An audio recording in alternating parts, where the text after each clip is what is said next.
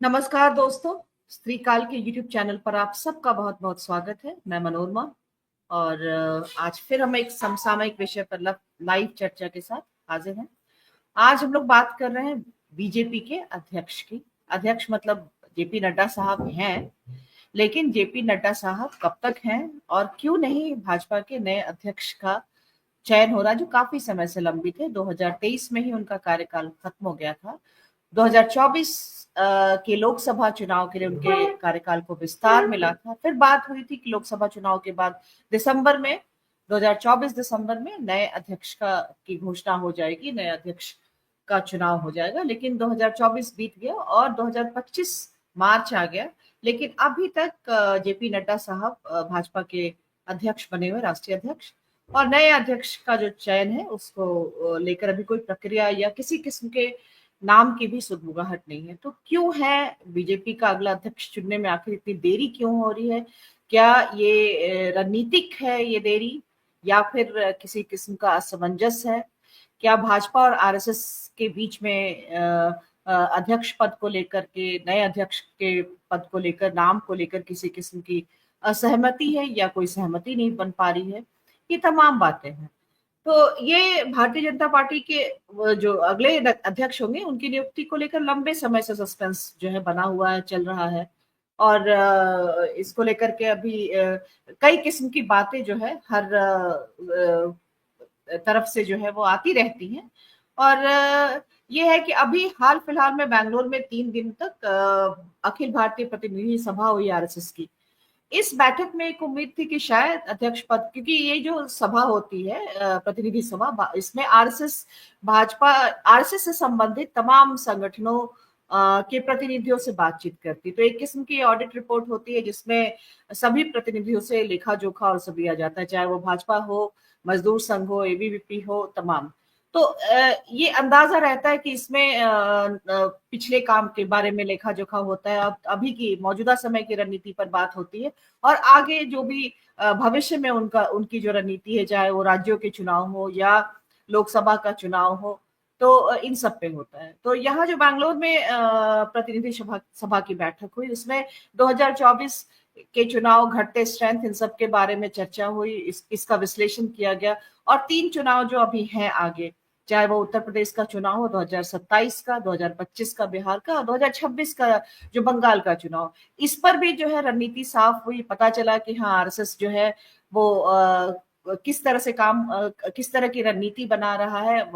जैसे कि उत्तर प्रदेश में उनके फोकस में है कि पंचायत चुनाव भी अभी होने वाले हैं, तो कन्वर्जन का मामला को तेज करना है, समरसता वाला है, और पिछड़ा वर्ग, दलित और अति पिछड़ा वर्ग, तीनों में पैठ बनानी है। और जो इस्लामिक जो कट्टरपंथी हैं संगठन, उस पर खास नजर रखना है। तो ये पता चलता है कि अभी जो हम देखते हैं उसके पीछे यहाँ पर इन तीनों राज्यों में किस स्ट्रैटेजी से काम करना है इस सभा में। लेकिन यहाँ भी जब अध्यक्ष पद को लेकर के पूछा गया सवाल, तो बहुत सतर्क और तटस्थ जवाब जो है आरएसएस की तरफ से मिला। और ये भी रहा है ऐतिहासिक रूप से कि भाजपा ही नाम देती है और उसकी पसंद और नापसंदगी पर मुहर लगाती है आरएसएस। तो आरएसएस की तरफ से ये कहा जाता है कि नाम नहीं दिया जाता है, इस तरह की बात होती है। हालांकि ऐसा नहीं है कि प्रधानमंत्री के पद की अगर बात करें तो 2013 में नरेंद्र मोदी को प्रधानमंत्री के तौर पर आरएसएस के ही इस पे जो है आगे किया गया था, तब जबकि लालकृष्ण आडवाणी को इससे आपत्ति थी। उनकी नाराजगी के बावजूद भी संघ की पसंद थे नरेंद्र मोदी, और संघ की पसंद के कारण ही जो है उनका कद लगातार उतर बढ़ा है।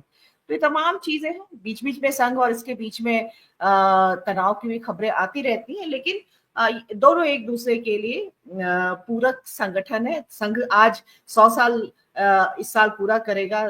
विजयदशमी के अवसर पर एक बड़ा जो भी है वो समारोह संघ का होने वाला है, जो कि 100 साल पूरे होने के मौके पर। तो ये और संघ की आज की जो ताकत है वो निसंदेह जो भाजपा सत्ता में है पिछले 3 टर्म से, उसके कारण मजबूत हुआ है। तो एक तरह से दोनोों ही पूरक हैं।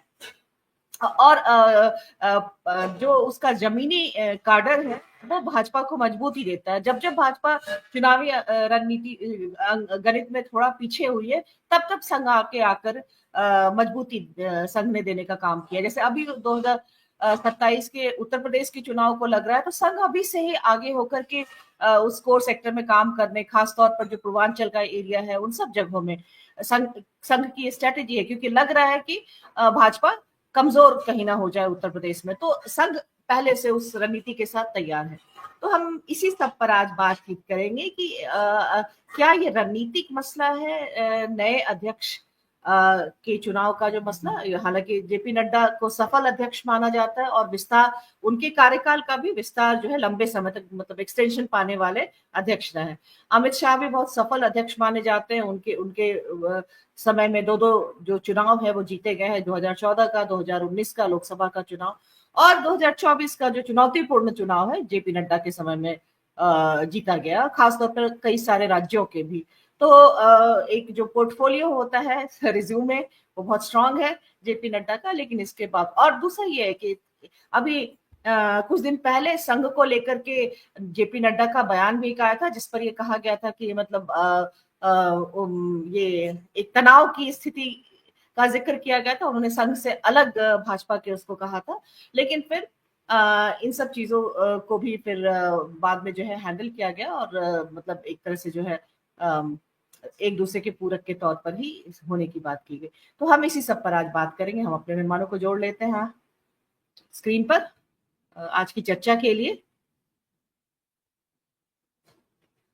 हमारे साथ संजीव चंदन है, श्रीकाल के संपादक, विनय ठाकुर हमारे श्रीकाल के साथी संपादक और वरिष्ठ पत्रकार और राजनीतिक विश्लेषक।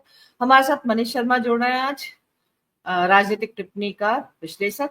तो आप सभी का बहुत बहुत स्वागत है। मनीष जी, आपसे ही शुरुआत करते हैं और ये आप भाजपा अध्यक्ष के पद को लेकर के जो लगातार 2023 में ही कार्यकाल खत्म हो गया था और अभी एक्सटेंशन पे ही चल रहे हैं जेपी नड्डा, तो ये क्या है, ये मतलब रणनीतिक है, असमंजस है, किस तरह के, और इसका मतलब इसको किस तरह से देखा जाए? नहीं देखिए, इसमें मनोरमा जी, मैं बस इसमें ये रणनीतिक तो बिल्कुल नहीं है जो अभी जो हो रहा है भाजपा और आरएसएस के अंदर। इसमें तो रणनीतिक जैसा कुछ नहीं है, ये पहली बात इस मामले में स्पष्टता रहनी चाहिए। दूसरी बात मैं कह रहा था कि देखिए वो जो शक्ति संतुलन में 2024 के बाद उसमें थोड़ा बदलाव आया है। आरएसएस और बीजेपी के अंदर जो उनका जो अंदरूनी अपना शक्ति संतुलन है वो थोड़ा जो 14 के बाद पूरी तरह से मोदी के कंट्रोल में और अमित शाह के कंट्रोल में चीजें चली गई थी। और आपने देखा होगा पिछले 10 सालों में एक बार भी मोदी जी नागपुर मुख्यालय पर जाकर के कभी मोहन भागवत से भेंट करने का भी कोई ऐसा औपचारिक कोई मुलाकात करने का, और मुलाकात हुई हो लेकिन औपचारिक मुलाकात करना भी आमतौर पे आपने देखा होगा कि जरूरी नहीं समझा है अभी तक उस तरह की कोई बातचीत, कोई इस तरह की बैठक जो है। और ये भी इसको भी समझना है कि उस दौर में जब आरएसएस में जब आप ये योगी मोदी जी जब गुजरात में थे, उस दौर में भी मोहन भागवत के साथ उनके बहुत सारे शुरुआती अंतर विरोध बने हुए थे। वो कोई 2014 के बाद का ये अंतर विरोध है, सिर्फ इतनी बात नहीं है। वो एक गुजरात में जो मॉडल खड़ा कर रहे थे तो वहां भी उनके आरएसएस से टकराव हुए थे। आरएसएस की कार्यप्रणाली और मोदी की कार्यप्रणाली जो है मुख्यमंत्री बनने के बाद वो हरदम टकराव में रही और उन्होंने गुजरात में लगभग आरएसएस को बहुत कमजोर कर दिया। मैंने पूरी तरह से सारी कंट्रोल उन्हीं के हाथ में चली गई और एक एक करके बीजेपी के अंदर जो इस तरह के आरएसएस के लोग थे उसको भी उन्होंने बहुत ठीक से निपटाया, जिसमें आप संजय जोशी को भी आप जान रही हैं, उनके साथ जिस तरह का वहां पे किया गया। तो मेरा ये कहना है कि ये देखिए तलखी इस लेवल पे बढ़ गई थी कि 2024 के चुनाव में नड्डा साहब का आपने बयान सुना होगा कि जो है उन्होंने कहा कि अब बीजेपी को आरएसएस की जरूरत नहीं रह गई, बीजेपी बहुत खुद बहुत ताकतवर पार्टी के बतौर हो गई है। या उसके तलखी में बाद में जब चुनाव रिजल्ट के बाद आपने देखा होगा भागवत ने भी अपने बयान में कहा कि राजा को बहुत अहंकारी नहीं होना चाहिए, तो वो उसका जवाब दे रहे थे कि वो उसको उस रूप में जब वो रिजल्ट के बाद आपने देखा होगा तो वो तलखी देखिए बदली नहीं है, लेकिन शक्ति संतुलन में बदलाव आया है। शक्ति संतुलन आरएसएस के पक्ष में झुका है और ये इसलिए आप देख रही होंगी कि ये जो भी नाम भेजे जा रहे हैं, अभी देखिए आपने कि सत्य संतुलन का बदलाव देखिए कि नड्डा साहब बहुत तेजी से अभी जल्दी ही भाग के नागपुर गए थे। नागपुर वहां आरएसएस के प्रमुख के साथ उनकी बैठक हुई है, और फिर वहां से कोई ऐसी तल्ख सूचना दी गई होगी, फिर से वो जो है भाग के दिल्ली आए तुरंत बहुत। और जो 30 तारीख को अभी हम सुन रहे थे कि मोदी जी महाराष्ट्र जाने वाले हैं, उसमें भी सुन रहे हैं कि उस नड्डा साहब के आने के बाद से उसको भी शायद पोस्टपोन कर दिया गया है। माने अभी भी वो सवाल हल नहीं हुआ, वो मसला हल नहीं हुआ। तो अभी एक संकट ये बना हुआ है। इस संकट के चलते ही आप देखिएगा कि दो चीजें आप देखिएगा कि इस समय हो रही है मोदी जी के साथ। एक तो पहले जैसा अब नहीं है कि वो भागवत को नकार दें, उनको अपने दूत वहां भेजने पड़ रहे हैं। अभी ये सिचुएशन है, पिछली बार आपने देखा होगा 2019 के बाद नड्डा साहब को दोबारा जब अध्यक्ष बनाया गया तो उसमें आरएसएस से कोई इस तरह का औपचारिक राय बात का आपने चर्चा भी नहीं सुना होगा। उस समय उन्होंने बना दिया, उनकी 2020 से 2023 तक का जो कार्यकाल था वो उन्होंने बना दिया, और उसमें उस समय कोई ऐसी बहस आपको नहीं देखने को मिली होगी कि संघ ये चाह रहा है, संघ इसको कह रहा, कहीं कोई सार्वजनिक बहस आपके बीच नहीं आई होगी। तो वो उस समय तो कर ले रहे थे, अब आप भी तो कर सकते थे। अभी भी आप देखिएगा कि मोदी जी पहले की ही तरह बिना आरएसएस को उसमें लिए सहमति लिए, जैसे वो 2014 के बाद लगातार अध्यक्ष बना रहे थे, वो अभी भी कर सकते थे, लेकिन ऐसा वो करने की स्थिति में अब नहीं। और ये एक बात राजनीतिक वजहों से, मोदी की जो राजनीतिक कमजोरी आई है, जो राजनीतिक पराजय है, जो एक भविष्य को लेकर के भी 29 में भी कौन कैंडिडेट होगा कि नहीं होगा, क्योंकि वो खुद तय करने की स्थिति में न अध्यक्ष के बारे में रह गए हैं, न खुद तय करने की स्थिति में रह गए हैं कि वो 29 में खुद वो प्रधानमंत्री के कैंडिडेट भी होंगे। तो ये दोनों चीजें संकट में पड़ी हैं केवल। और अध्यक्ष को बनने का मतलब ये है कि एक किस तरह का अध्यक्ष आएगा, इससे यह भी तय होगा कि 29 में जो उम्मीदवार होगा वो किस तरह का, कौन उम्मीदवार होगा 29 में, 2029 में। यह भी उसके साथ गहरा उसका रिश्ता है, और इसलिए अभी भी एक मार पछाड़ वहां आप देखेंगे। लेकिन एक बात दिख रही है कि जैसे अभी ट्रंप के पास दूत भेजने पड़ रहे हैं बार बार, जयशंकर जी को बार बार उस समय भेजा गया है किसी तरह, वो बहुत परेशान है। अभी मैं देख रहा हूं कि ट्रंप जिस भाषा में बतिया रहे हैं, जिस तरह का बोल रहे हैं मोदी जी को, और मोदी जी को सुनना पड़ रहा है, ये पहली बार ऐसा हो रहा है। उसी तरह देश के अंदर भी, संगठन के अंदर भी इस समय भागवत जी को नकार पाना और उनके पास बार बार अपने दूत भेजना, उनके बातों को बिना तरजीह दिए बिना कुछ एक कदम भी आगे बढ़ पाना, ये उनके लिए मुश्किल हो रहा है।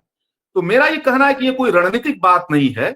गहरे संकट का चलते भविष्य को लेकर के, वर्तमान को लेकर के आरएसएस और बीजेपी के बीच एक गहरे डिबेट के चलते, अंतर विरोधों के चलते ये चीजें अभी टल रही हैं। इसीलिए आप देखिएगा कि आप ध्यान दीजिएगा कि वो बार बार तर्क क्या दे रहे हैं। वो तर्क ये दे रहे हैं कि हम चुनाव इसलिए नहीं करा पा रहे हैं कि अभी हमारे राज्यों के चुनाव नहीं हम करा पा रहे हैं।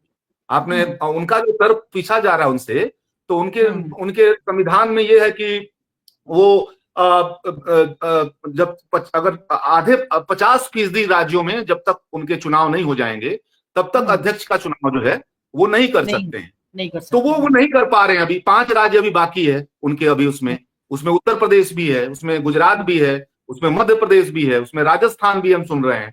तो वो नहीं करा पा रहे। तो क्या वो करा नहीं पा रहे हैं? ऐसा नहीं है, वो इसको डिले किए हुए हैं, क्योंकि मेन जो अध्यक्ष चुनना है उसके बारे में तय नहीं कर पा रहे हैं।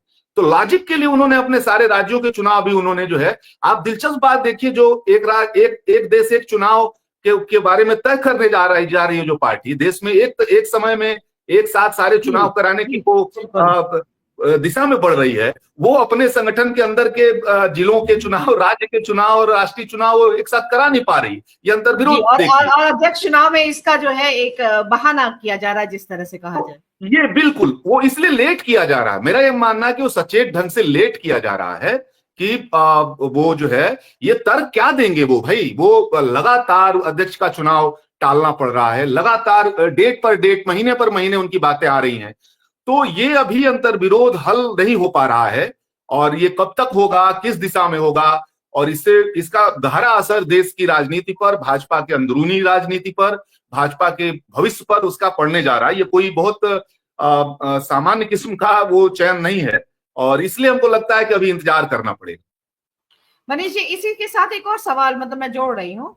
मतलब ध्यान में आ रहा है कि जो उत्तर प्रदेश में अभी जिस तरह से मुसलमानों के खिलाफ एकदम उग्र तरीके से योगी काम कर रहे हैं, और इधर केंद्र में मोदी सॉफ्ट थोड़ा लग रहा है, इसलिए कि एक तो सौगाते मोदी की बात है, इसके अलावा भी ऐसे लग रहा है जैसे कि उग्र हिंदुत्व के मसले पर थोड़ा टोन डाउन हुए हैं मोदी। तो ये भी क्या इसको भी हम इससे जोड़ के देख सकते हैं कि संघ जो है वो योगी को है, वो ज्यादा इस तरह से मतलब कि ये दो तरह की नीतियां एक साथ चल रही है, और ज्यादा जो फिट इस पे बैठ रहे हैं वो ये बैठ रहे हैं, योगी बैठ रहे हैं। तो क्या हम इसको भी लेकर देखें, जब आपने मोदी के कद के बारे में, और चाहे 2029 के कैंडिडेट वो रहेंगे कि नहीं रहेंगे, तो और अध्यक्ष पद को भी मतलब इस तरह से वो निर्णायक उस भूमिका में जो है या स्थिति में नहीं है, तो अभी क्या संघ इस तरह से मतलब एक इंटरनली, और यूपी के चुनाव को जो बैंगलोर में अभी 3 दिन की प्रतिनिधि सभा की बैठक हुई, तो उस बैठक में उत्तर प्रदेश के चुनाव को लेके बहुत फोकस किया गया, मतलब एक तरह से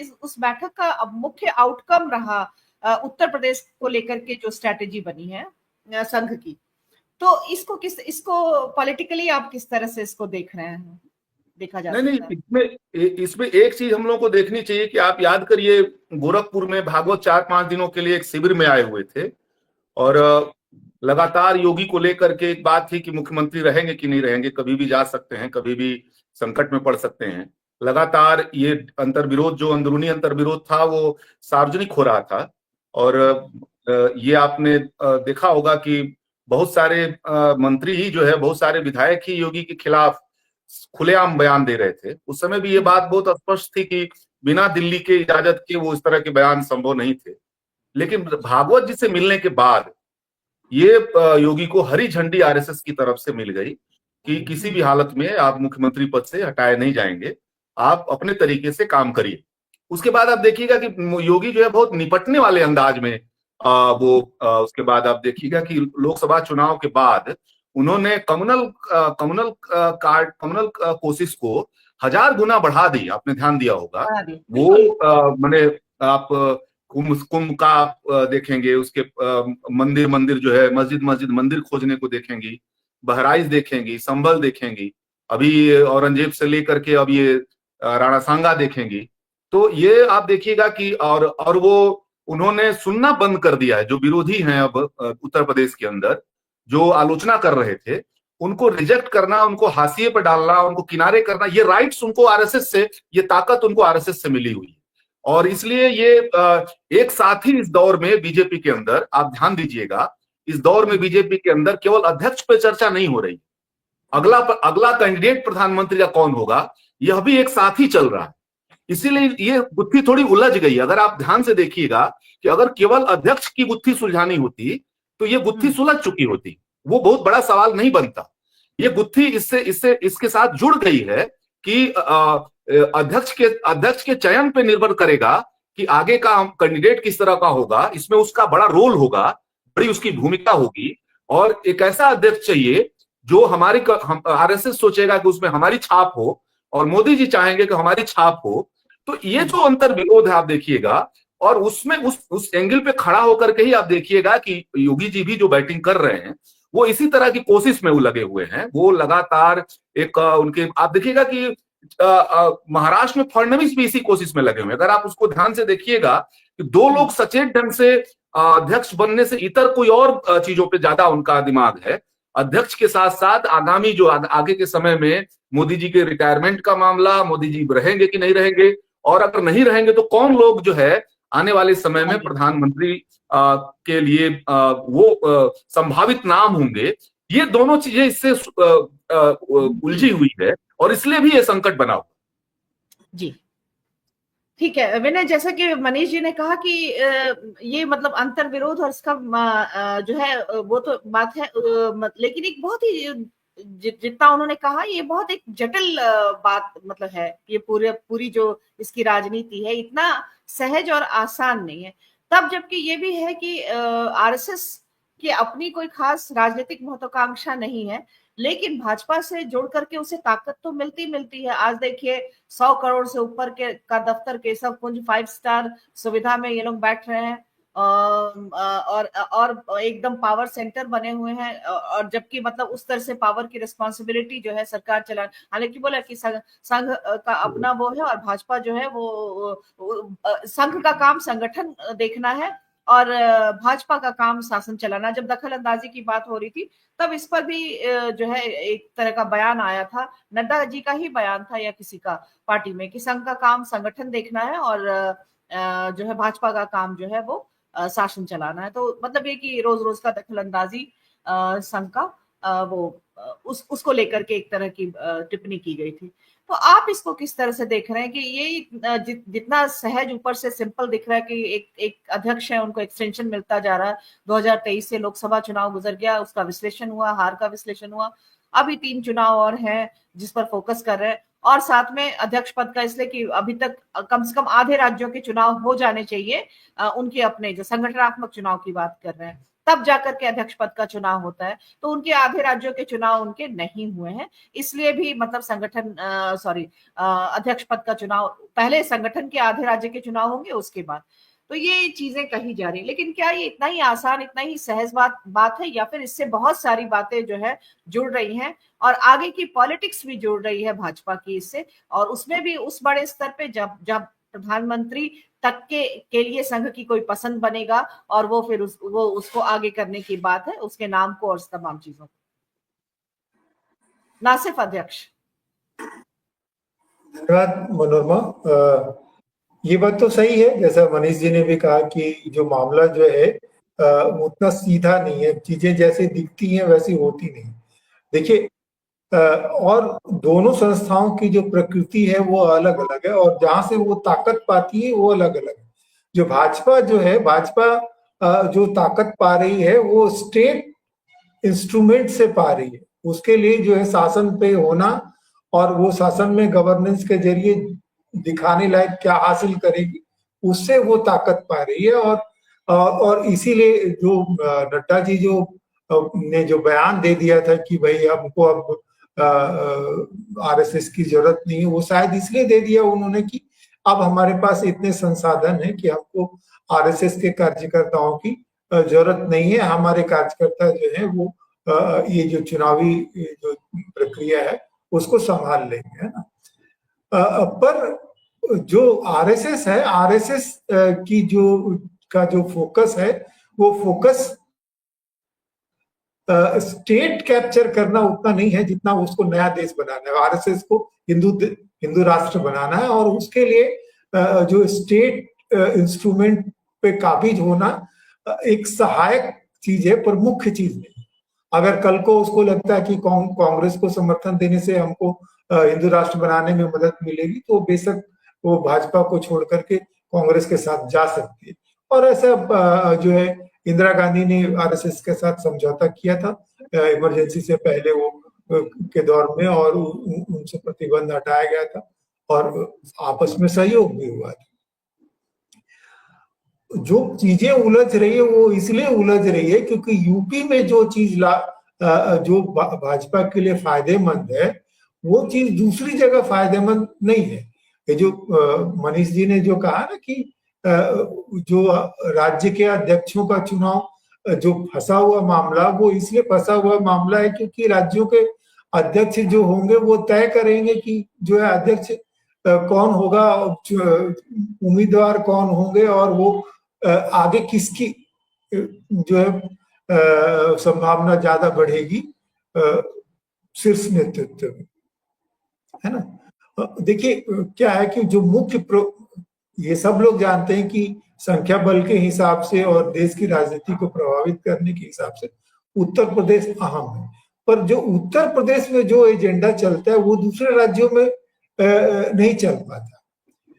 राम मंदिर का मामला इतने जोर शोर से उठाया गया, लेकिन राम मंदिर वाले अयोध्या वाली जगह में ही बीजेपी हार, पर राम मंदिर का मुद्दा ने दूसरे जगह के मतदाताओं को जो प्रभावित किया, कितना प्रभावित किया वो अलग मामला है।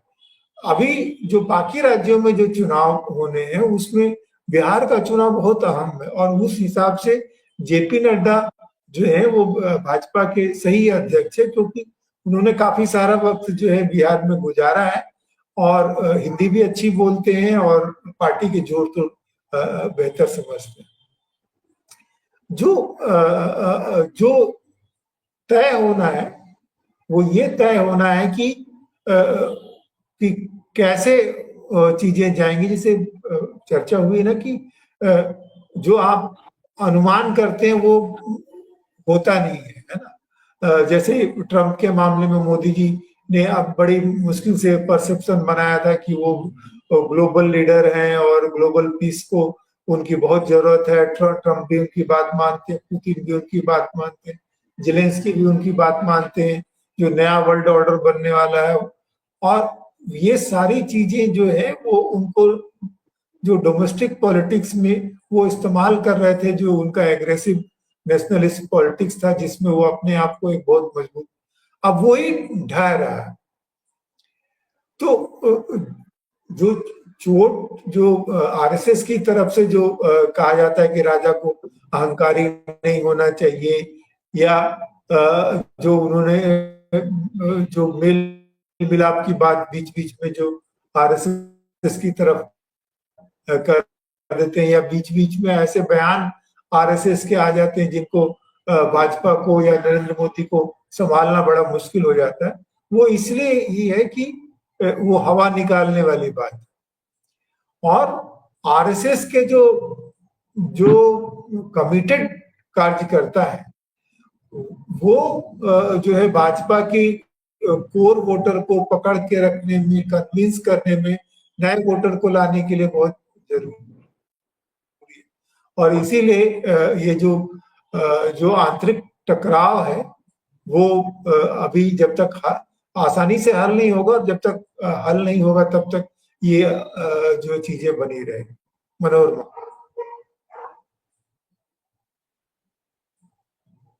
हाँ संजीव जी, ड्राइंग मेमोर की अभी एक टिप्पणी आ रही थी, तो उसको भी ध्यान में रख लीजिएगा। दूसरी बात यह है कि एक तो इस तरह से विश्लेषण कर सकते हैं कि जेपी नड्डा का महत्व तो बहुत ज्यादा है, ये समझ में आता है, इसलिए एक्सटेंशन मिल रहा है और नए अध्यक्ष की जरूरत है, या फिर जेपी नड्डा की कोई भूमिका ही नहीं है, भाजपा जो है अपने उन सब से चल रही है, तो इसलिए कोई फर्क नहीं पड़ता है कि कौन अध्यक्ष है। दो बार दो लोगों को एक्सटेंशन में दो कार्यकाल रहा था, लालकृष्ण आडवाणी का भी, राजनाथ सिंह का भी। और जो है उसके बाद से वैसे सफलता के इसमें देखा जाए तो अमित शाह और जेपी नड्डा का कार्यकाल सबसे सफल, क्योंकि लोकसभा चुनाव में सफलता मिली है इन लोगों के टर्म में। अमित शाह का तो बहुत ज्यादा है कि 2014 और 2019 उनके नाम है, और उसके बाद से 2024 इनके नाम है। तो क्या है मतलब कि इनका होना ना होना कोई खास मायने नहीं रखता, या फिर बहुत ज्यादा महत्व है जेपी नड्डा का, इसलिए इनको इस तरह से विस्तार देकर बनाए रखा जा रहा है? क्या इसको कैसे आप देख रहे हैं?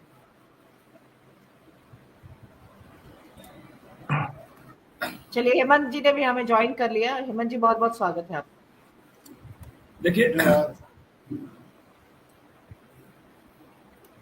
जी, मनोरमा, आपका सवाल क्या था कि इनका बहुत, एक तो ये देखिए नितिन गडकरी कंजिक्यूटिव पहली बार अध्यक्ष रहे, बाकी लोग जो 2 बार अध्यक्ष बने वो अपने अलग अलग टर्म में बने, लेकिन एक साथ नितिन गडकरी बने, और उसमें वो संघ का दबाव बताया जाता है कि संविधान संशोधन करके शायद किया गया था, या किया जा रहा था तीसरी बार। उसके बाद अमित शाह आ गए। टकराव तो है बीजेपी के भीतर, नेताओं के बीच भी, और आरएसएस और उनके बीच तो है ही है। संकट ये है कि जो सेंट्रल पावर है वो थोड़ा सा भी डाइल्यूट होता हुआ दिखे, कमजोर होता हुआ दिखे, तो वो ज्यादा बढ़ चढ़ करके सामने आएगा। जैसे नितिन गडकरी के बारे में कहा जाता है कि उन्होंने अमित शाह को बहुत लंबा वेट करवाया था, जब वो तड़ीपार होकर के दिल्ली में थे और वो बहुत कंफर्टेबल जोन नहीं था। तो आज तक आप देखिए नितिन गडकरी और इनके रिश्ते बहुत अच्छे नहीं हैं, इसके बावजूद कि नितिन गडकरी संघ की पसंद हैं। तो हर बार संघ का चलता हो ऐसा नहीं है, लेकिन इस बार ऐसा लग रहा है कि संघ ने अपना संतुलन बना लिया है, और जेपी नड्डा को तो लेकर के वो बहुत माफ करने की स्थिति में है नहीं, और इनका टर्म भी पूरा हो चुका है, 2 बार ये रह चुके हैं। तो ऐसी स्थिति में मुझे नहीं लगता कि जेपी नड्डा इनका बहुत मोदी और अमित शाह के बिना बहुत कंपेटेबल इनके प्रेसिडेंट हैं, ऐसा मुझे नहीं लगता। बल्कि ये सारे अमित शाह और मोदी की दखलंदाजी के साथ सारी चीजें हुई हैं। बेसिक ये है कि अपनी पसंद का अध्यक्ष लाना, इसमें संघ का ना हो, या मिनिमम जो है कॉमन मिनिमम एक सहमति बन जाए। जब ये आए थे मोदी जी, उसी वक्त कई बार ऐसा लगता है, कई बार कंफ्यूजन भी होता है कि इन लोगों के बीच में एक दूरी है खास किस्म से। कई बार ये लगता है कि इनकी ट्यूनिंग बहुत खास है मोहन भागवत की और नरेंद्र मोदी की। जैसे जब नरेंद्र मोदी ने इन्हें सुरक्षा दी थी एसपीजी वाली, तो उस वक्त हम सबको भी, मुझे याद है हमने एक स्टोरी की थी, और वहाँ एक स्कूल में सुरक्षा कर्मियों को रखा गया था जो बाबा साहब के नाम से था, इसलिए भी खास इंटरेस्ट था हमारा वहाँ महाल इलाके में। तो वो स्टोरी बीबीसी के लिए की थी हमने तब। तो ये इनका जो है वो तब हम लोग नागपुर में सुनते थे, और मैं भी इस आइडिया को कैरी करता था कि मोहन भागवत को घेर लिया गया है। घेर लिया गया इन द सेंस कि सारी सूचनाएं, उनके मूवमेंट सब अब इतना आसान नहीं होगा कि आप स्कूटर पे बैठ के, क्योंकि मोहन भागवत का अपना ये रहा है कि वो निकल ले स्कूटर पे बैठ करके, यदि कहीं किसी के यहाँ जाने वाली बात, कभी कभी एक आध बार ऐसा भी आया, तो आसानी से मूवमेंट को भी रोक दिया गया, ऐसा लगता था। लेकिन फिर बाद में चीजें सामने आई कि इतना हाईली पॉलिटिकल संघ प्रमुख तो मोहन भागवत ही रहे हैं अब तक। कई बार संघ और के जो सरसंघ चालक रहे हैं उनकी राय बदलती रही है कि कितना हस्तक्षेप किया जाए, कितना पॉलिटिकल हुआ जाए। लेकिन एक खास किस्म का सिंक्रोनाइजेशन आपको इन दोनों के बीच में, एक खास किस्म का तालमेल इन दोनों के बीच में दिखाई पड़ेगा कई बार। तो कई बार ये भी है कि एक दूसरे को उन्होंने आंखें भी दिखाई। तो इस बार ये है, शुरू से ये बात चल रही थी कि वसुंधरा राजे को लाया जाए, फिर शिवराज सिंह को लाया जाए, संजय जोशी की कहानी हम सबके सामने है। बीच में क्या हुआ कि संजय जोशी का नाम चलने लगा। हाँ। तो एक खबर पढ़ी मैंने कि संजय जोशी जहां रहते हैं वहां के आसपास के पार्कों की सुरक्षा बढ़ा दी गई थी, क्योंकि संजय जोशी पार्क में ही जाकर के अपने लोगों से मिलते हैं। तो ऐसा नहीं है कि ये है 2-3-4 लोगों के ही दिमाग में। आखिर यदि कोई व्यवस्था होती, एक सिस्टम होता जिससे चीजें पहले बाहर आती थी सूत्रों के जरिए, तो फिर दिल्ली पुलिस को भी पता होता। दिल्ली पुलिस भी हमारे आपकी तरह के कयासों पर ही बैठ करके बात सोचती है, तभी वो बढ़ा देती है। जब बहुत चर्चा चलने लगी कि संजय जोशी आ रहे हैं, संजय जोशी आ रहे हैं, तो संजय जोशी की सुरक्षा बढ़ गई। तो ये है, अब देखना यह है कि स्मृति ईरानी की सुरक्षा बढ़ी है कि नहीं। कुछ लोग कह रहे हैं स्मृति ईरानी आ रही है।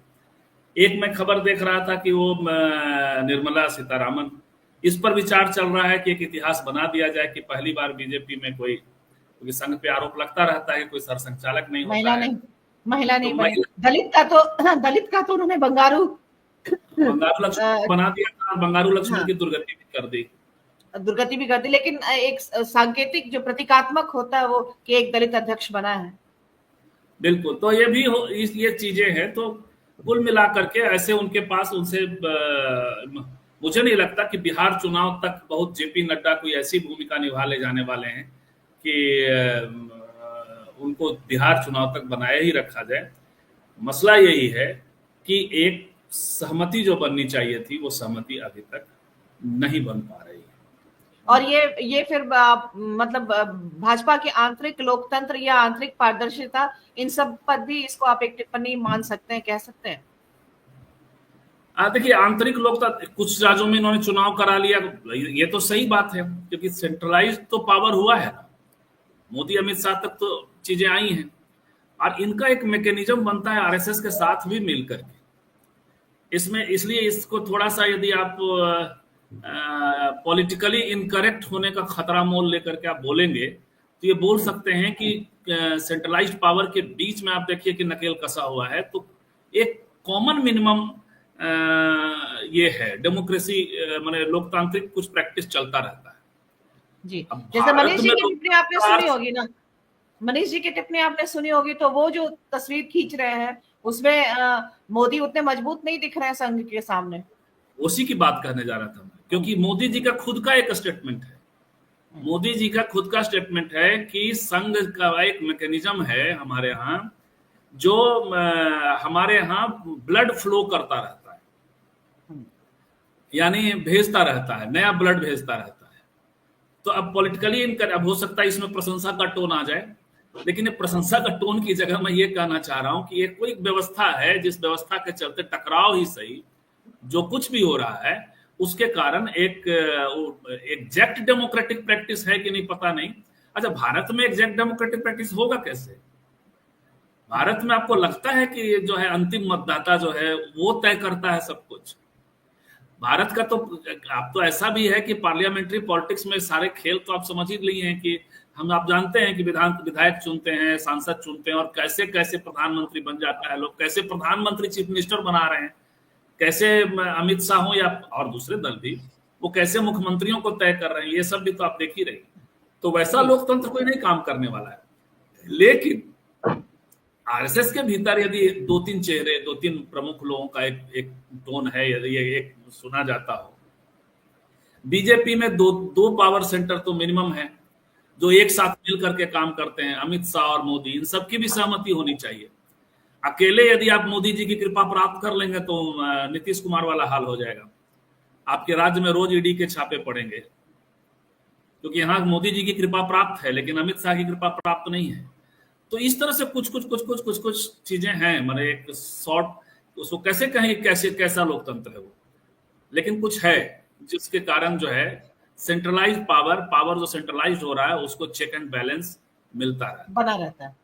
बिल्कुल जी, तो हेमंत जी ने हमें ज्वाइन किया, तो हेमंत जी के पास ही चलते हैं। हेमंत जी, आप बीजेपी के अगले अध्यक्ष पद को लेकर जो अभी तक एक असमंजस की स्थिति है, क्लैरिटी नहीं है और नए अध्यक्ष की घोषणा नहीं हो रही है, लंबे समय से 2023 से वो एक्सटेंशन पे काम कर, और अभी बैंगलोर में भी आरएसएस की प्रतिनिधि सभा की बैठक हुई, उसमें बिहार को लेकर के खास तौर पे जो है उस पर भी आपकी राय लेना चाहेंगे कि बिहार को लेकर के जो है इन्होंने अपनी रणनीति का वो किया, स्पष्ट किया। तो इसमें है कि जातीय समीकरण को संतुलित करने की बात कही गई और सीमांचल और मुस्लिम बहुल इलाके में सामाजिक समरसता को बढ़ाने पर जोर दिया गया, और खासतौर पर पसमानदा मुस्लिम और अति पिछड़ा वर्ग जो है उसको भाजपा के करीब लाने की भी रणनीति पर अभी जो है ये अगले कुछ महीनों में काम करेंगे।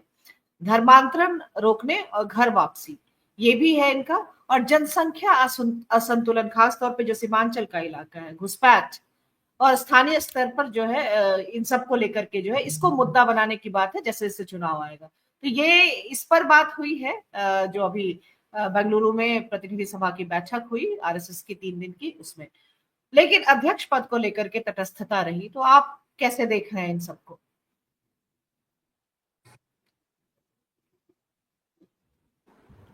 देखिए, मुझे लगता है कि अभी के दौर में जो बीजेपी के जो अध्यक्ष हैं नड्डा साहब, तो इनसे बढ़िया कोई समर्पित व्यक्ति मोदी जी के लिए मुझे लगता है कि अभी दिखाई कहीं नहीं दे रहा है। और इस वजह से मुझे लगता है एक तो कि मोदी जी को सूट करते हैं, अमित शाह को सूट करते हैं, लेकिन सवाल उठता है कि अब वो कितने दिन तक ढोए जाएंगे। 2023 से उनको ढोया जा रहा है, लेकिन अभी जो प्रतिनिधि सभा की जो मीटिंग हुई उस मीटिंग में ये जो उनके सरकारवा हैं अरुण कुमार, उनका जो बयान में देख रहा था कि उन्होंने कहा कि संघ अपने उन 32 संगठनों के किसी कामकाज में दखल नहीं देता जो उनसे जुड़े हुए हैं। हम इस तरह के संगठनों के साथ मिलकर के राष्ट्रीय मुद्दों पर बात करते हैं, काम करते हैं। तो इससे एक तो ये है कि आरएसएस इस बात को दिखाने की कोशिश करता है कि हम इनके आंतरिक इसमें दखल नहीं देते हैं, लेकिन ये कहने की बात है। ये अब तो और क्योंकि अभी के दौर में खास करके मोदी एरा में ये साफ साफ दिखा है कि आरएसएस एक तरह से स्टेट एक्टर की भूमिका में आ गया है।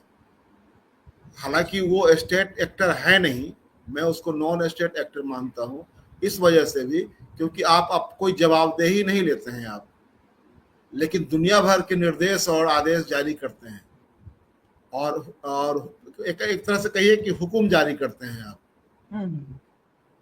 क्योंकि आपके यहाँ तो कोई चुनाव नहीं होता है, आपके यहाँ कोई संस्था नहीं होती है, कोई आपकी अकाउंटेबिलिटी नहीं है, कोई आपका ऑडिट नहीं होता है। लेकिन आप देश के तमाम मुद्दों पर प्रधानमंत्री को भी निर्देशित करते रहते हैं, सरकार ओवरऑल सरकार को निर्देशित करते हैं, सबको निर्देशित करते रहते हैं।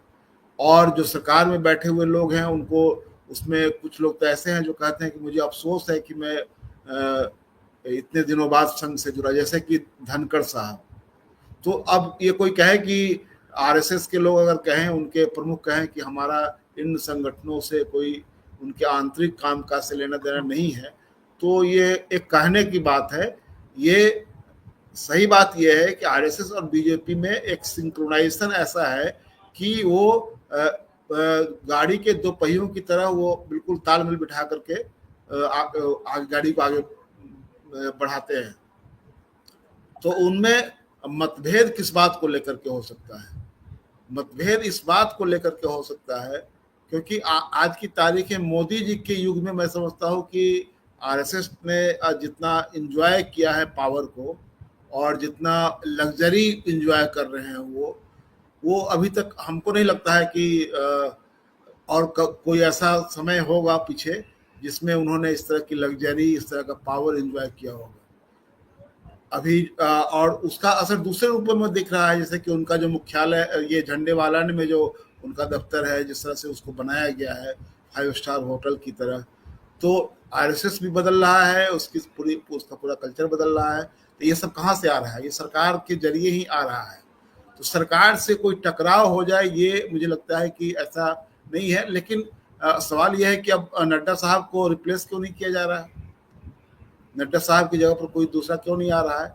तो मुझे लगता है कि जो मोदी जी के साथ जो नड्डा साहब की जो ट्यूनिंग है और अमित शाह के साथ, तो उस तरह अब संजय जोशी का जो नाम चल रहा था, तो इससे ये है कि संजय जोशी मोदी जी की पसंद नहीं है, बल्कि दोनों एक दूसरे, वो सांप नेवले वाला रिश्ता है उन लोगों में। तो संजय जोशी पार्टी के अध्यक्ष हो जाए ये तो मोदी जी नहीं स्वीकार करेंगे। लेकिन आरएसएस क्या ऐसा कुछ करने की स्थिति में है कि मोदी जी को नाराज करके और संजय जोशी को ले आया जाए? तो ये इस नौबत मुझे इस समय दिखाई नहीं दे रही।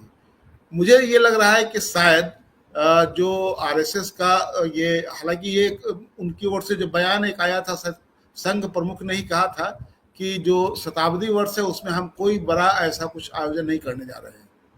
अब इसके पीछे क्या कारण है, इस पर हमने कुछ ये पीछे इस पर कुछ काम नहीं किया है कि असल वजह क्या है। क्योंकि किसी भी संगठन का, किसी भी पार्टी के जीवन में जो शताब्दी वर्ष होता है महत्वपूर्ण, वो एक तरह से पड़ाव होता है। तो इस मौके पर क्यों नहीं कुछ करेंगे, इसकी बात जब कही गई संघ प्रमुख की ओर से, तो ये अपने आप में आश्चर्यजनक बात थी कि ऐसा क्यों कह रहे हैं। लेकिन उसको हम लोग अभी व्यक्तिगत तौर पर मैंने उस पर कुछ बहुत तवज्जो नहीं दिया था उसको। लेकिन अभी जो लेट हो रहा है बीजेपी अध्यक्ष को तय करने में, उसमें एक बात मुझे साफ साफ दिखाई दे रही है जो इनके साथ जो तालमेल है, उस तालमेल को कैसे कंटिन्यू किया जाए। और कोई दूसरा व्यक्ति सामने नजर नहीं आ रहा है। जिन लोगों का नाम लिया जा रहा है, जैसे वसुंधरा जी का नाम लिया जा रहा था, तो वसुंधरा जी से मोदी जी के रिश्ते ठीक नहीं है, ये बात भी जान लीजिए। ये तो पिछले कई चुनावों में इस बात ये साबित हुआ है। तो अब सवाल उठता है कि क्या नड्डा साहब को कंटिन्यू किया जाएगा आगे अभी, और बिहार चुनाव के को निपटाने के संजीव बाद। जी स्मृति ईरानी की भी बात कर रहे थे कि एक नाम स्मृति ईरानी का भी चल रहा था, संजीव जी ने अपनी टिप्पणी में कहा था। स्मृति ईरानी का जो नाम है, मुझे लगता है कि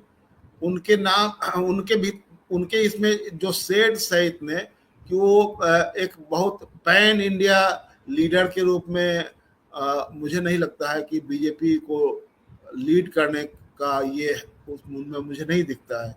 तो अब हो सकता है कुछ ऐसा निर्णय हो महिला को लाने का, ये कुछ चौंकाने वाले निर्णय ये लोग लेते हैं। और खास ये तब होगा जब मोदी जी का वीटो चलेगा कि नहीं, इनको ही कर दीजिए अमित शाह, ये इनके नड्डा साहब के बदले में।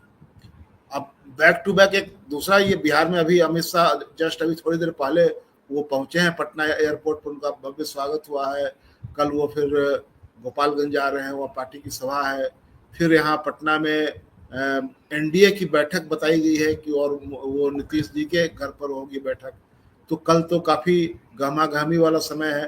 तो अमित शाह की यहाँ मौजूदगी, अमित शाह क्या बोलते हैं, तो ये चीजें, और उधर फिर प्रधानमंत्री जी को नागपुर जाना है, तो ये सब चीजें मुझे लगता है कि एक दूसरे को कनेक्ट भी करती है कि क्या बिहार चुनाव से पहले नड्डा साहब का विकल्प सामने आ जाएगा या बिहार चुनाव तक उनको रखा जाएगा। जी ठीक है, हमें प्रफुल्ल कोलखियान सर ने भी ज्वाइन कर लिया है, तो आपका बहुत बहुत स्वागत है प्रफुल्ल सर। और हाँ, अगली टिप्पणी के लिए आपके पास ही आ रहे हैं। तो आप किस तरह से इस पूरे जो है बीजेपी में जो अध्यक्ष पद का मसला है और लगातार एक्सटेंशन पे नड्डा साहब चल रहे हैं, तो आप इसको किस तरह से देख रहे हैं? क्या ये मतलब भाजपा के लिए जो है वो ठीक है, मतलब अध्यक्ष पद की बात होती है कि मतलब नया चुनना चाहिए, लेकिन भाजपा के लिए ये सहज स्थिति है अगर नड्डा बने हुए हैं तो मतलब अभी के टाइम में और सूट करते हैं वो, या फिर ये जो है इसका भी है कि इन सबको लेकर के पार्टी में जो है अंदरूनी एक तरह का अंतर विरोध है, इसको भी ये दर्शाता है। मतलब किस तरह से आप इसको देखते हैं? जी, सभी साथियों को नमस्कार और शायद पैनलिस्ट को भी नमस्कार। और सबसे पहले तो क्षमा प्रार्थी हूँ कि विलंब से जुड़ता हूँ या आज जुड़ा हूँ। देखिए, जो भारतीय जनता पार्टी का नेतृत्व जिन दो लोगों के हाथ में भी है, वे किसी भी बदलाव की आशंका से ही घबराते हैं, और चाहे वो अध्यक्ष का ही बदलाव क्यों न हो। उन्हें लगता है कि पता नहीं क्या हो जाएगा, कुछ ऐसा हो जाएगा जो अवांछित होगा, और वे यह भी चाहते हैं कि वे उनके सारे काम होते रहें लेकिन उनको मुंह से नहीं कहना पड़े। तो पहली बात तो मुझे ये लगता है कि वो बदलाव से डरते हैं या घबराते हैं या आशंकित रहते हैं, सब जो भी चुन ले सुविधा के अनुसार। दूसरी बात यह है कि अभी जैसा हेमंत सर ने कहा, बहुत सही कहा कि इतना लग्जरी तो उन्होंने पहले कभी नहीं देखी होगी, लेकिन राष्ट्रीय स्वयंसेवक संघ भारतीय जनता पार्टी के सामने इतनी लाचार भी पहले कभी नहीं थी, क्योंकि वह जो लग्जरी है वो जिसने मुहैया कराया है उसने आपको अपने अनुसार भी ढाला है। उसके लिए आप मजबूर हैं कि उनकी बातों को आप माने। दूसरी बात यह है कि अभी संगठन में भीतर से भी यह होगा कि कौन किसके बारे में हो रहा है, कौन कुछ ये इको हो रहा है, शायद कहीं खुला हुआ है माइक। कृपया माइक बंद कर लें तो हाँ ठीक हो गया। तो संगठन जो है सो भीतर से इस बात के लिए तैयार नहीं है। पार्टी का अध्यक्ष नहीं चुना गया है। 2024 के लोकसभा चुनाव के बाद भाजपा ने अपना संसदीय दल का नेता नहीं चुना है। प्रधानमंत्री तो हो गए हैं, लेकिन भाजपा के संसदीय दल की कोई बैठक हुई हो और उसके नेता आदरणीय श्री नरेंद्र मोदी को चुना गया हो, मुझे तो इसका आभास नहीं है। क्या पता हो भी गया हो, भीतर भीतर खबर बाहर नहीं आई हो। नहीं हुआ सर। और तिलमिला जी, तो अब इस तरह से चल रहा है। इन्होंने पार्टी संविधान में एक बार हल्की सी खबर आई थी, हाँ बड़ी मीडिया पर ही, कि पार्टी संविधान में संशोधन कर लिया गया है और अध्यक्ष का कोई सुनिश्चित टर्म नहीं होगा। जरूरत के अनुसार उन्हें बदला जाएगा या रखा जाएगा, कोई निर्धारित उसमें टर्म नहीं होगा। ऐसा कुछ संशोधन किया गया है। अब जो देश के संविधान को नहीं मानते वो अपने संविधान को अनुकूल करेंगे या क्या करेंगे। अध्यक्ष नहीं चुने जाएंगे अभी, कम से कम 27 तक तो अध्यक्ष नहीं चुने जाएंगे। अच्छा, मुझे तो यही लगता है। नाम कई तैरेंगे लेकिन अध्यक्ष अभी 27 तक, उत्तर प्रदेश के चुनाव तक तो अध्यक्ष नहीं बदले जाएंगे। हाँ, अगर कोई भारी फेरबदल हुआ, अगर उत्तर प्रदेश में मुख्यमंत्री इस बीच में बदले गए तो फिर कुछ भी हो सकता है। तो उसमें भी भीतर में सत्ता कलह तो है ही, और सत्ता कलह अगर चुनाव होना होता तो अभी प्रतिनिधि सभा हुई है तो उसमें हेमंत सर ठीक ही कह रहे थे, उस पर विचार हुआ होता। तो ये कहां से ये बातें आ रही है कि हाँ इनको बनाया जाएगा, उनको बनाया जाएगा। संजय जोशी की भी बात चल रही थी, वसुंधरा राजे की भी बात चल रही थी, तो उनको कई चीजों के जवाब दें। इसलिए मुझे लगता है कि उसमें हम लोगों को इस ढंग से सोचना चाहिए कि उनके जो संगठन है उसका अध्यक्ष भी रहेंगे। जी जी मनीष जी, आपके पास फिर आ रहे हैं वापस। जैसे प्रफुल्ल सर ने कहा कि 2027 तक नहीं लग रहा है कि नया अध्यक्ष बनेगा, क्योंकि यूपी के चुनाव को वो केंद्र में रख रहे हैं, उसकी पृष्ठभूमि में रख रहे हैं। तो आपको क्या लग रहा है कि मतलब इन दोनों का कोई कनेक्शन है? और यूपी चुनाव, और क्या यूपी के चुनाव में नड्डा जो है किसी भी तरह से उनकी कोई भूमिका आप देखते हैं? इसके पहले भी आपने देखा है, चाहे रणनीतिक रूप से या व्यक्तित्व के मार्फत या रीच में किसी भी तरह से जो है भाजपा अध्यक्ष और नड्डा जो है यूपी में वो महत्वपूर्ण हो सकते हैं या हो जाते हैं? या फिर ये भी हो सकता है कि अचानक यूपी के चुनाव को ही ध्यान में रखकर कोई सरप्राइज जो है भाजपा कोई सरप्राइज चेहरा आगे करे? मनीष सर, आप बोले इसके पहले एक लाइन में ये बोल देता हूँ, ये मेरा अनुमान है। और दूसरी बात ये है, कोई स्रोत या सूत्र नहीं है, अनुमान है। दूसरी बात आप साथ में यह भी अगर जोड़ लेंगे तो ऐसा अनुकूल जो है सो अभी असल में पार्टी का अध्यक्ष कौन लगता है, कौन पार्टी चला रहा है, इस पर भी थोड़ा प्रकाश डाल दें।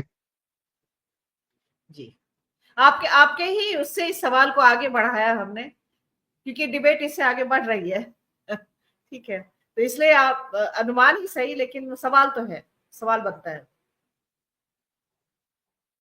पार्टी कौन चला रहा है। मनीष जी अनम्यूट कर लीजिए।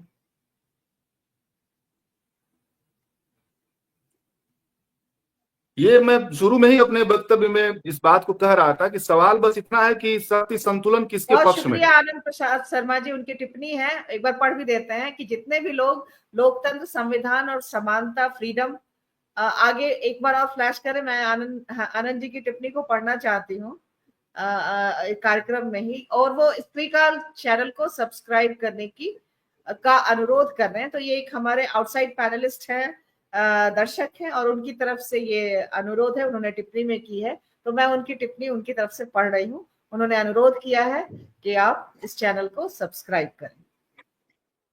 हाँ, कि freedom of expression, gender equality में या बीजेपी आरएसएस में भी बिलीव करते हो, कृपया इस चैनल को सब्सक्राइब करें और जनता और विपक्ष दोनों की आवाज सुने। शुक्रिया आनंद जी। हाँ मनीष जी बोलिए। जी देखिए, मैं जो शुरू में अपनी बातचीत कह रहा था, मेरा संदर्भ क्या था? मेरा संदर्भ ये था कि देखिए शक्ति संतुलन में परिवर्तन 2024 के बाद आया है, और तो ये कह लीजिए कि उसको अगर उसकी व्याख्या की जाए तो मोदी और अमित शाह पार्टी के अंदर ओवरऑल संघ परिवार के अंदर कमजोर हुए हैं, और वो जो 19 तक उनकी जो ताकत थी कि जिसको चाहते थे, जैसे चाहते थे अध्यक्ष बनवा लेते थे और खुद चलाते थे पार्टी। कुल्लखान सर जो बात कह रहे थे उस समय तक जो है, या अभी तक भी, जो 2024 के चुनाव से पहले तक भी पार्टी को तो आप सब लोग ये बहुत सार्वजनिक उसमें है, स्पेस में है कि वो बेसिकली मोदी और अमित शाह बहुत ही ब्लंटली जो है जा करके, माने बहुत ही उसमें कोई किसी को किसी तरह की छूट देने का उसमें कोई सवाल, उनका जो कार्यशैली रही है वो अगर जब ताकत में रहते हैं तो अपने छोटे से छोटे विरोधियों को बिल्कुल निपटाने वाले अंदाज में रहते हैं। वो उन्होंने गुजरात में भी किया है, और वो जो है आप देखेंगे कि केंद्र में रहते हुए भी उन्होंने ये किया है। तो वो तो जिस तरह की शैली के हैं, उनके लिए इस समय बहुत पीड़ादायक समय होगा। ये 2024 के बाद का जो समय है वह मोदी जी के लिए बेहद पीड़ादायक समय है। ये उनके लिए इस समय की कभी उन्होंने आमतौर पे कल्पना नहीं की होगी कि वो जिस तरह का उनको 2024 में झटका मिला है। मैं अभी देख रहा था चुनाव के बाद से मैं ऑर्गेनाइजर देख रहा था, उनका बयान तो जो था ही जो है, यहां तक ऑर्गेनाइजर में बोला गया है कि महाराष्ट्र में जो है आपको अजीत पवार से मोर्चा बनाने की क्या जरूरत थी, आपको जो है जब शिवसेना और आप जीती रहे थे तो उसको तोड़ने की क्या जरूरत थी। मैंने ये आरएसएस का ऑर्गेनाइजर इस बात को बोल रहा है, महाराष्ट्र में इतनी अनैतिक कार्रवाइयां करने की क्या जरूरत थी आप जो है। और आप सेवक जब तक मर्यादा में नहीं रहेगा तो फिर अहंकारी हो जाएगा, तो सेवक कैसे रहेगा, इस तरह की बात जो है उसमें बोली जा रही है। तो बहुत ही स्पष्टता से कहा जा रहा है कि एक अनैतिक ढंग से सारी देश में एक अनैतिक ढंग से और ताकत का अनर्गल उपयोग करके सत्ता पाने की जो कोशिश हुई, अहंकार जो उसके अंदर आ गया था सबको नकार देने का, तो ये आप कह लीजिए कि भागवत का बयान तो है ही। और इंद्रेश कुमार का जो बयान था आपने देखा होगा, उन्होंने कहा कि राम की भक्ति तो थी लेकिन अहंकार आ गया इसलिए 240 पर चले आए, ये बात इंद्रेश कुमार का बयान है। और विपक्ष के लिए बयान ये है कि वो राम भक्ति नहीं थी इसलिए उनको भी हारना तय था, लेकिन जो राम भक्त थे उनके अंदर अहंकार आ गया तो वो इस पे चले आए। तो मेरा ये कहना है कि इतनी तलखी ढंग से जो बात आरएसएस प्रमुख की तरफ से आ रही है, ये तलखी हमने 2004 में देखा था। आरएसएस के प्रमुख थे उस समय सुदर्शन साहब उसे प्रमुख थे, और उन्होंने एक इंटरव्यू में वाजपेयी के हारने के बाद उन्होंने बहुत तलखी से कहा था कि आडवाणी और वाजपेयी दोनों लोगों को रिटायर हो जाना चाहिए था, दोनों लोगों को रिटायर हो जाना चाहिए। और इन्होंने जो देश की सेवा जिस तरह से करनी थी नहीं किया, और देश को गलत सलत बोला, ये इंटरव्यू उन्होंने, और रिटायर होने की सलाह उन्होंने उस समय दे दी। तो ये एक ऐसे, अगर ये मान लीजिए, मैं तो सोच रहा था कि अगर मोदी जी हार गए होते इस बार, वो तो 240 पे आए हैं तब इस तरह के बयान आ रहे हैं, तो मैं सुदर्शन जी को याद कर रहा हूं कि अगर ये बहुमत के नीचे आ गए होते, बहुत ज्यादा नीचे आ गए होते, अगर 20-30 सीट और आ गए होते, तो तलखी इस लेवल पे आरएसएस की है कि इनको रिटायर होने का प्लान अभी घोषित कर दिया जाता, अभी सलाह दे दी जाती, अभी बहुत बड़ा परिवर्तन नेतृत्व में हो जाता। तो मेरा एक कहना है कि शक्ति संतुलन में अभी फाइनली बदलाव नहीं हुआ है, यह 2027 में जाकर के फाइनली तय होगा। ये बात सही है कि 2027 में उत्तर प्रदेश के राजनीति में क्या होने जा रहा है, वो फाइनली आरएसएस और बीजेपी के बीच किसका चलेगा, किसकी ताकत उसमें ज्यादा वो होगी, वर्चस्व किसका ज्यादा होगा, शक्ति संतुलन किसके पक्ष में फाइनली झुकेगा, ये जरूर 27 में तय होगा। लेकिन चुनाव को चाहे जिस औपचारिकता में रखने पड़े उतना दिन तक रोके रखना, ये थोड़ा मुश्किल काम उनके लिए होगा। चुनाव उनको में अध्यक्ष पद को जिस रूप में लाना होगा, वो तो आप बहुत दिनों तक उसको बहुत पोस्टपोन करना मुश्किल है, लेकिन ताकत का जो तय होना है, ताकत किसके पक्ष में झुकी रहेगी, ये जो फाइनली तय होना है वो 27 में तय होना है। अभी पलड़ा आरएसएस, टेम्पोररी तौर पे पलड़ा आरएसएस के पक्ष में झुक गया है। आरएसएस बहुत ताकतवर होकर बयान दे रहा और उसका बीजेपी कोई जवाब नहीं दे रही है। मैंने देखा नड्डा के बयान के बाद कम से कम दर्जन भर बयान आरएसएस की तरफ से आए हैं, ऑर्गेनाइजर में बयान आए हैं, लेकिन मोदी और की तरफ से या मोदी के किसी मंत्री की तरफ से उसका कोई जवाब अभी तक हमने नहीं देखा कि किसी तरह का कोई जवाब दिया जा रहा है। तो इसका मतलब यह है कि अभी उनको सुनना उनकी मजबूरी है, जो पिछले 10 साल में नागपुर मिलने तक नहीं गए, उनको इतना सारा चीज सुनना पड़ रहा है और उनको चुप रहना पड़ रहा है। ये तो दो ही जगह हो रहा है, एक तो ट्रंप साहब सुना रहे हैं उनको चुप रहना पड़ रहा है, और दूसरी तरफ भागवत साहब सुना रहे हैं उनको चुप रहना पड़ रहा है। मोदी जी के सामने इस समय दो ऐसे लोग हैं दुनिया में, एक हैं जो ट्रंप साहब हैं, जो बहुत अनाप शनाप बोल रहे हैं मोदी जी के लिए, और मोदी जी मुंह तक खोलने के लिए तैयार नहीं, उनका कोई मंत्री, उनका विदेश मंत्री, उनका वाणिज्य मंत्री एक तरह से बेजुबान हो गए। और दूसरी तरफ मैं देख रहा हूं कि आरएसएस के इतने सारे बयान आ रहे हैं बीजेपी को लेकर के, बीजेपी के नेतृत्व को लेकर के, बीजेपी के कार्यशैली को लेकर के, लेकिन मोदी जी और उनके आसपास के लोग बोलने की स्थिति में नहीं है। तो इससे पता चलता है कि कमजोर तो पड़ गए हैं, लेकिन फाइनली उत्तर प्रदेश तय करेगा 2027 में कि 2029 का कौन चेहरा होगा और किस दिशा में बीजेपी बढ़ेगी। जी, तो विनय के पास आते हैं। विनय, आपको भी छोटी छोटी टिप्पणी हम लोग इसमें लेते हैं, और आपको क्या लग रहा है कि जो है बिहार और बंगाल का चुनाव जो 25 और 26 में है और 27 में जो है उत्तर प्रदेश का चुनाव, विनर डिस्कनेक्ट हो गए हैं। खैर अगर आते हैं तो फिर ये सवाल रहेगा, नहीं तो हेमंत सर आप ही इसको एड्रेस कर लीजिएगा। तो मतलब ये दोनों चुनाव उस तरह से महत्वपूर्ण फिर नहीं है जितना कि उत्तर प्रदेश जो है भाजपा और आरएसएस के इसमें ज्यादा वहां की राजनीति, वहां को साधना, ये ज्यादा महत्वपूर्ण है। एक तो से भी देखा जाए तो उत्तर प्रदेश बहुत महत्वपूर्ण हो जाता है। हाँ, केंद्र में प्रधानमंत्री तक का जो है वो डिसाइड होता है। प्रधानमंत्री मोदी गुजरात छोड़ करके जो है बनारस से चुनाव लड़ते हैं, ये भी है। तो कहने का मतलब, बिना आपने अगर सवाल सुना हो कि मतलब बिहार और बंगाल का चुनाव उतना महत्वपूर्ण नहीं है जितना कि उत्तर प्रदेश का चुनाव है, इस संदर्भ में कि भाजपा है वो या आरएसएस जो है अपनी इस तरह की जो आंतरिक संगठन और उसके चुनाव और अध्यक्ष पद, इन सब के मद्देनजर भी ज्यादा महत्वपूर्ण है। मनोरमा जी, सिर्फ बंगाल का नहीं है, तमिलनाडु का भी है, केरल का भी है, पुडुचेरी का भी है। 26 में 5 जगह के चुनाव हैं। जी जी। और प्रफुल्ल सर, एक चीज और मैं जोड़ देना चाहता हूँ कि इसी बीच में जो है डिलिमिटेशन का भी मामला है। और डिलिमिटेशन किस तरह से होगा वो तय करेगा कि उत्तर प्रदेश की राजनीतिक हैसियत कितनी बढ़ेगी और योगी जी का कद कितना बढ़ेगा और उसके सापेक्ष जो है मोदी जी का कद कितना संतुलित होगा। तो ये कई सवाल जो है, सवाल था, आप ही इसको आ गए हैं, आप चले गए थे तो मैंने कहा था आप ही इसको देते। प्रफुल्ल सर के पास दूसरे सवाल के लिए आएंगे फिर।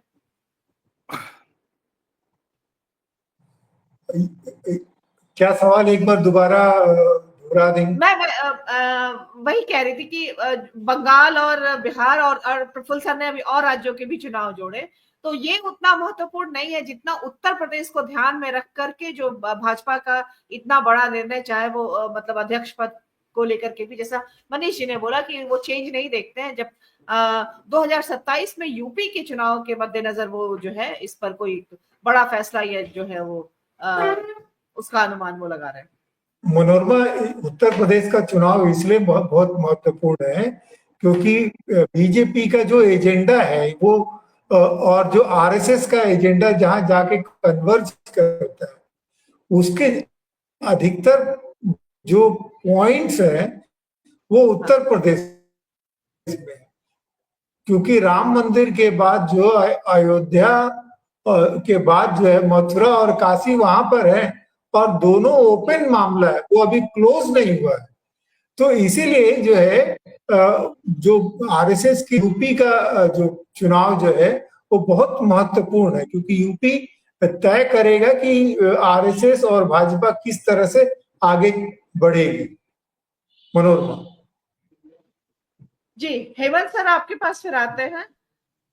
आप एक कंक्लूडिंग टिप्पणी की तरह से ही जो है पूरे इस मामले पर क्या आप देख रहे हैं, खासतौर पर आने वाले समय में, जबकि तमाम राज्यों के चुनाव है, डिलिमिटेशन की भी बात कर रहे हैं, तो और मतलब इससे किस तरह से जाकर के जो है भाजपा और एक कमजोर जो है मोदी को भी आप जैसा कि इन्होंने बोला कि दो ही लोगों के आगे वो कमजोर पड़ रहे हैं, आरएसएस और तब, जबकि ये भी है कि दूसरी तरफ आरएसएस ताकत भी इन्हीं से पाता है। तो ये पूरक से ज्यादा ये मतलब जो है एक तरफ शक्ति का जो है वो ज्यादा पलड़ा भारी, क्या ये आपको लग रहा है? मनोरमा, मुझे लगता है कि बीजेपी और आरएसएस दोनों के लिए ही बिहार और बंगाल जीतना एक बड़ी चुनौती है और इसको जीतने के लिए बीजेपी आरएसएस कितना जोर लगा सकती है और कितना जोर लगा रही है, ये साफ साफ दिखाई दे रहा है। उत्तर प्रदेश जीतने के बावजूद बिहार एक ऐसा प्रदेश है जिसने अब तक बीजेपी की सरपरस्ती को कबूल नहीं किया है।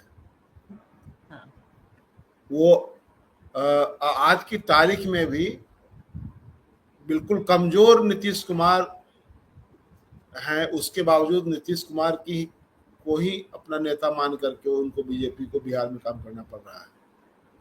नीतीश कुमार से मुक्त होने की जो छटपटाहट है उसको आप हम सब लोग देख रहे हैं कि किस तरह से बीजेपी चाहती है कि उनसे मुक्ति मिल जाए, उसके तमाम तरह से उसके उपाय किए जा रहे हैं।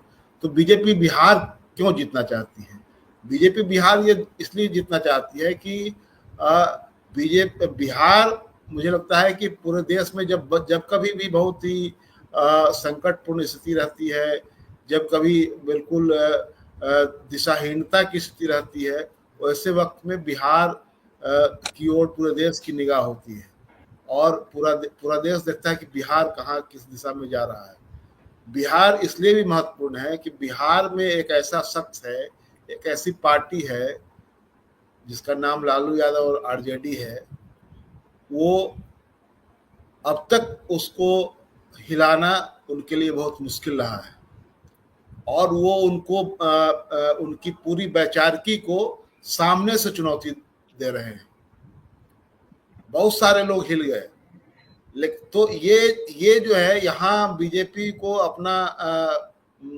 अपनी जीत हासिल, अपने पैरों पर खड़ा होना, अपनी सरकार बनाना, अपना मुख्यमंत्री बनाना, ये उनके लिए इसलिए जरूरी है कि जब ये बीजेपी अगर बिहार को फतह करती है तो उसके लिए पूरब का द्वार पूरी तरह से खुलेगा और यह इसीलिए चाह रहे हैं कि ये रास्ता जो है वो फिर बंगाल की तरफ बढ़े।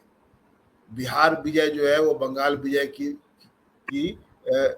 ये लिखेगा, कहानी लिखेगा उसमें। तो ये मुझे लगता है कि इसलिए बीजेपी में जो मंथन चल रहा है, जैसा मैंने कहा कि अमित शाह जो आए हैं यहाँ पर, पूरी जो तैयारी है वो यही है कि जो बंगाल की ओर बढ़ना है, बिहार फतह करना है, फिर बंगाल की ओर बढ़ना है। तो ये और आप समझ लीजिए कि बिहार अगर बीजेपी फतह कर लेती है तो उसके लिए देश में और बहुत सारे अवरोधों को पाठ देने के लिए बहुत मुश्किल नहीं होगा। तो बिहार का जो राजनीतिक महत्व है उसके हिसाब से मुझे लगता है कि बीजेपी, ये हम लोग ये नहीं कह सकते हैं कि उत्तर प्रदेश ज्यादा महत्वपूर्ण आज की तारीख में है। उत्तर प्रदेश में तो चलिए उनकी सरकार, योगी जी की दो बार दूसरी बार वो मुख्यमंत्री बन गया वो, तो अब वहाँ बहुत अधिक इंटरेस्ट नहीं दिखाई देता है। अब तो वहाँ पर एक तरह से बीजेपी की पूरी वैचारिकी, पूरा आरएसएस का पूरा जो ये है वो एक तरह से जो एजेंडा जो है वहाँ सबसे ज्यादा दिखाई देता है कि पूरे हिंदू जनमानस में एक मुसलमानों के खिलाफ उसके अंतर मन में इस बात को, मुस्लिम विरोधी विचारों को स्थापित कर दिया जाए, यह स्थापना वहाँ हो चुकी है उत्तर प्रदेश में। बिहार में ये करना है उनको, तो इसलिए बिहार बंगाल जितना उनके लिए ज्यादा ये महत्वपूर्ण है और इसीलिए बिहार पर फोकस है और उसकी तैयारी भी चल रही है।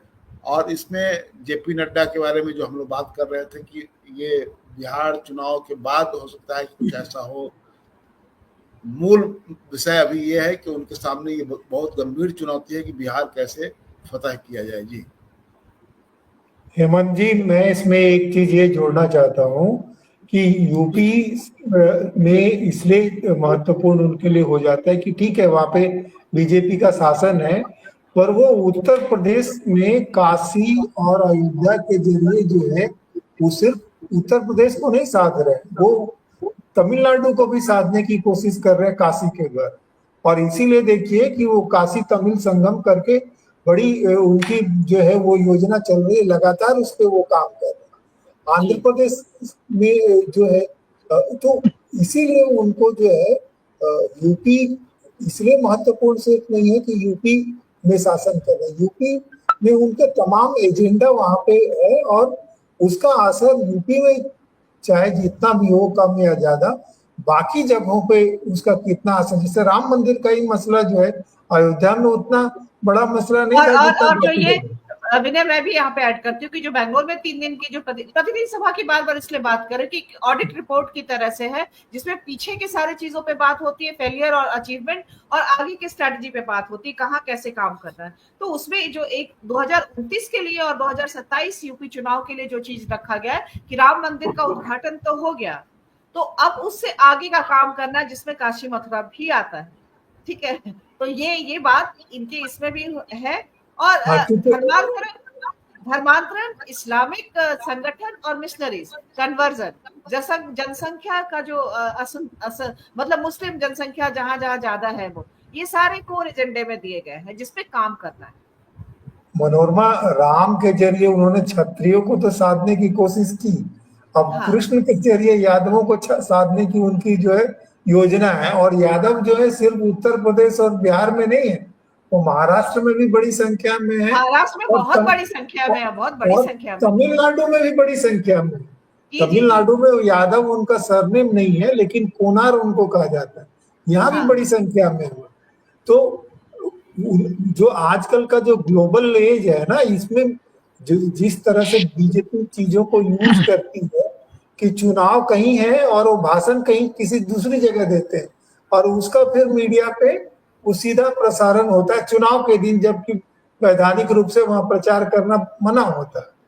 तो ये जो सिस्टम में रह के सिस्टम को कैसे तोड़ना है और कैसे इस्तेमाल करना है, वो बीजेपी को आता है। और जो प्रफुल्ल सर ने कहा ना कि वो बदलाव से क्यों डरते, बदलाव से इसलिए डरते हैं क्योंकि बदलाव में अगर दूसरे लोग उस व्यवस्था को संचालित करने लगेंगे तो वो जो अब तक जो शेर की सवारी कर रहे हैं ना, उतरने के बाद शेर खा जाएगा, ये भय है उनको।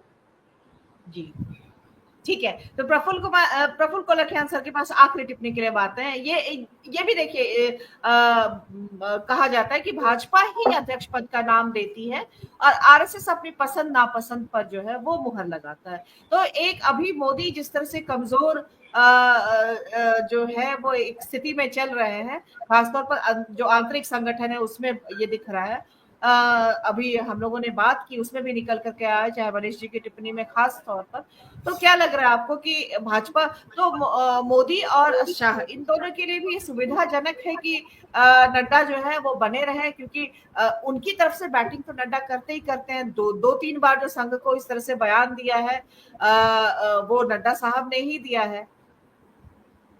जी बिल्कुल, नड्डा साहब ने ही दिया है और ये तो इन्हीं की पसंद है, इन्हीं की सुविधा के अनुसार काम कर रहे हैं। इन्होंने जो बयान दिया था वह भी एक रणनीति थी और अब उस बयान का जो असर था वो सब मिट गया है, वो कोई बात नहीं है। देखिए, बिहार तो निश्चित रूप से महत्वपूर्ण है कि बिहार की ही वह जमीन है जहां वो घास उगाना चाहते हैं जिसकी माने बहुत अच्छी से कटाई कर सकें, जो आगे इनको काम आएगा अपनी राजनीतिक फसल को बनाने में।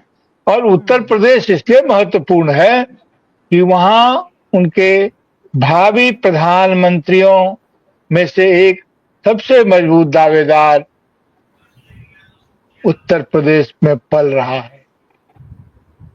तो इसलिए उत्तर प्रदेश महत्वपूर्ण है। और उत्तर प्रदेश में कई नेता हैं, केशव प्रसाद मौर्य हैं, योगी आदित्यनाथ जी तो हैं ही, और भी कई नेता हैं जो उत्तर प्रदेश में उभर कर सामने आ जाएंगे। बिहार में भारतीय जनता पार्टी का कोई ऐसा चेहरा तो है नहीं जो आप इस बात को ये करे कि जो आगे जाए। कौन चेहरा? तो इसलिए भी उत्तर प्रदेश महत्वपूर्ण है। लेकिन जैसा हेमंत सर ने कहा, एक बहुत ही अच्छी बात कही कि बिहार उनके लिए महत्वपूर्ण है क्योंकि बिहार से उनको बंगाल का और असम का भी रास्ता खुलेगा। जी ठीक है। तो आप हेमंत सर अगर कुछ कहना हो और जाते जाते, ठीक है।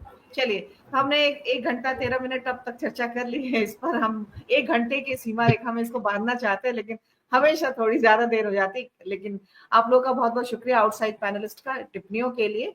और नजर रखिएगा इस खबर पर भी कि भाजपा कब तक जो है अध्यक्ष पद के का चुनाव को टालती है और कब तक एक्सटेंशन नड्डा साहब को देती रहती है। हालांकि भाजपा का आंतरिक उसके संगठनात्मक चुनाव और जो है निर्णय और फैसलों की बात है, लेकिन आप सब जानते हैं इसका फैसला जो है, इस फैसले का असर जो उसकी आगामी रणनीति राजनीति इन सब पे होती है और अल्टीमेटली इसका असर जो है देश पर भी होता है। तो इस पर हम सब की नजर रहेगी। आप सबका बहुत बहुत शुक्रिया। कल फिर हम